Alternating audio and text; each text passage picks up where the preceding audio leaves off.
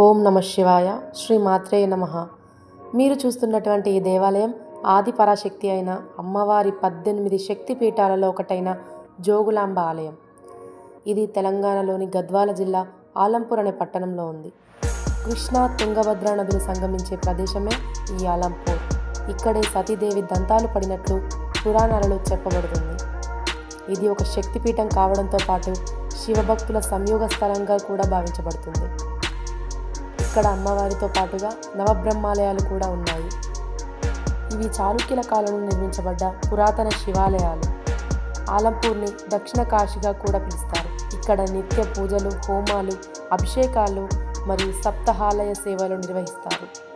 నవరాత్రులు, మహాశివరాత్రి బ్రహ్మోత్సవాలు ఎంతో వైభవంగా నిర్వహించబడతాయి. ఇక్కడికి వచ్చిన భక్తులు అమ్మవారిని దర్శించుకుంటే అన్ని బాధలు తొలగిపోతాయని నమ్మకం. ఇక్కడ ఉన్న కోనేరు నాగకన్యల కోనేరు. ఈ కోనేరుకు ఒక ప్రత్యేకత ఉంది. కొన్ని వేల సంవత్సరాల క్రితం శ్రీ జోగులాంబ బాలబ్రహ్మేశ్వర స్వామి వార్లు వెలిసిన కాలంలోనే సహజ సిద్ధంగా ఏర్పడిన తీర్థం ఇది.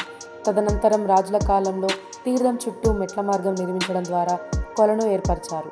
పవిత్ర జలమును స్వామి అమ్మవార్ల కైంకర్యములకై వినియోగించేవారు.